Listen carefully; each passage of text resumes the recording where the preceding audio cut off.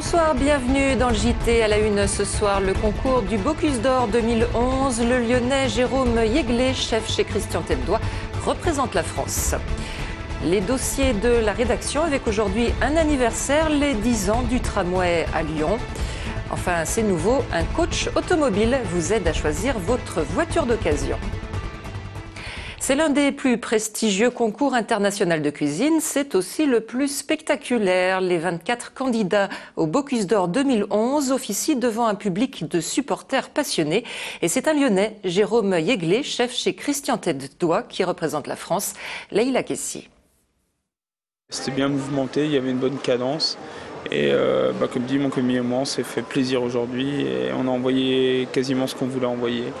L'épreuve aura duré plus de 5 heures au menu, 2 plats, des selles d'agneau et une lotte d'Écosse accompagnée de langoustine. Pour Jérôme Yeglé, seul représentant français à ces Bocuse d'Or, l'aboutissement de près d'1 an de préparation. J'ai passé 1 an de ma vie à travailler sur le projet du Bocuse d'Or qui m'ont fait changer et je pense avoir grandi. Et humainement, c'est une aventure inimaginable. Si on ne l'a pas vécu, on ne peut pas se rendre compte. Sa cuisine, Jérôme l'a décrit avant tout comme une cuisine simple, venant du cœur, des qualités que lui reconnaît volontiers Christian Tête-Doigt, le chef étoilé, pas peu fier de voir l'un de ses cuisiniers arriver aussi loin dans la compétition. C'est la première fois que j'ai un gars de chez moi qui est candidat, donc évidemment maintenant je suis en tant que spectateur, c'est un peu différent que quand j'étais acteur au niveau du concours, mais c'est aussi une grande fierté que c'est la première maison lyonnaise qui représente la France, c'est quand même très chouette. Reste à savoir à présent si les plats proposés par Jérôme aujourd'hui auront su faire la différence auprès du jury. Un jury présidé par un autre grand cuisinier lyonnais, Paul Bocuse lui-même. Et le nom du lauréat du Bocuse 2011 sera connu demain en fin de journée. Et puis c'est l'Espagne qui a décroché hier soir la médaille d'or de la Coupe du Monde de la pâtisserie devant l'Italie et la Belgique. Les enseignants du collège Jean Mermoz dans le 8e arrondissement ont entamé ce matin un mouvement de grève reconductible et tous se sont rassemblés cet après-midi devant le rectorat de Lyon pour réclamer le départ de leur chef d'établissement, un mouvement de fronde inhabituel. Mais pour les enseignants, le laxisme et l'attitude générale du principal du collège favoriseraient les violences au sein de l'établissement. On écoute à ce propos 2 enseignants au micro de Clélia Gauthier. Donc on n'a pas d'écoute, il n'y a plus de dialogue entre lui et l'équipe d'enseignants qui est au contact avec ses élèves, en contact direct avec ses élèves, si bien qu'effectivement là il y a une vraie rupture entre lui et nous, à tel point qu'on ne peut plus continuer ainsi. La violence au collège Jean Mermoz ces dernières années était assez contenue. Nous avions des problèmes d'incivilité, mais ces dernières années, nous avons senti que les dérapages étaient de plus en plus fréquents. Il nous faut quelque chose de solide. Pour l'instant, à Mermoz, tout est friable et nous n'avons plus de cadre clair pour fonctionner.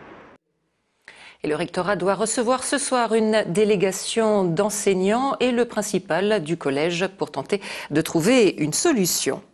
C'est bien une banale dispute qui est à l'origine du drame qui s'est joué ce week-end à Oulin. Une adolescente de 16 ans a avoué hier avoir donné le coup de couteau mortel à la victime déposée aux urgences de Lyon-Sud dimanche matin. Les 5 protagonistes de la soirée se sont finalement présentés d'eux-mêmes à la police. La rédaction de TLM vous proposera désormais régulièrement des focus particuliers sur des événements qui ont fait, qui font ou qui feront l'actualité dans l'agglomération lyonnaise. C'est le dossier de la rédaction consacré aujourd'hui aux 10 ans du tramway. Le tramway qui en janvier 2001 faisait son grand retour à Lyon après plus de 40 ans d'absence. Jean-Marc Roffa.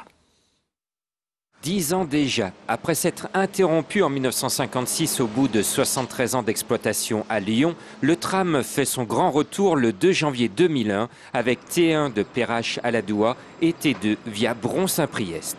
Depuis 1996 où on a fait le premier plan de déplacement urbain en France, nous avons voulu reconquérir l'espace urbain aussi bien dans la forme que dans le fond à partir des transports en commun. Et donc, le tramway était un des éléments en question. Au bout de 10 ans, le tram véhicule toujours une certaine nostalgie chez les seniors. Ils restent fans de l'ancien réseau, dont les premiers trams étaient tirés par des chevaux dès 1878. C'était l'ancien avec des plateformes au bout, il n'était pas fermé au bout, etc., etc., quoi. On s'amusait beaucoup, on rigolait beaucoup, mais ce n'était pas du tout les mêmes liaisons que maintenant. Pour les commerçants, le tram a ses bons côtés, comme ici au Charpennes, et ses mauvais côtés quand il vient prendre la place de la voiture des clients. D'avoir passé l'avenue Berthelot en sens unique suite à la construction du tram a fait que le commerce a décliné assez rapidement sur l'avenue Berthelot. Après T3 livré en 2006, T4 en 2009, le Citral poursuit sa multiplication des trams. Aujourd'hui, on constate que le tramway a une part de 15% des déplacements des Lyonnais, alors qu'il est parti de 5 à 6% sur les 2 premières rames de tramway.